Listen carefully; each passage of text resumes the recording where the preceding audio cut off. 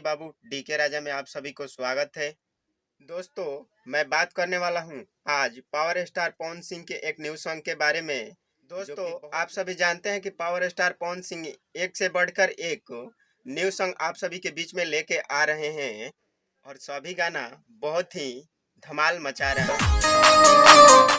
दोस्तों, मैं बता दूं आप सभी को कि पावर स्टार पवन सिंह का बहुत ही बड़ा और हाई लेवल का एक न्यू सॉन्ग आप सभी के बीच में आने वाले हैं। हालांकि इस गाने को किसने लिखा है और किसने संगीत दिया है यह अभी जानकारी नहीं हुआ, लेकिन इस गाने को गाए हैं पावर स्टार पवन सिंह जी। दोस्तों, इस गाने को 9 तारीख के आप सभी के बीच में JP star picture YouTube channel से आप सभी के बीच में रिलीज किया जाएगा। आज इस गाने का पोस्टर रिलीज कर दिया जाएगा और इस पोस्टर के साथ आप सभी को किसने लिखा है और किसने संगीत दिया है सब पूरी जानकारी मिल जाएगी।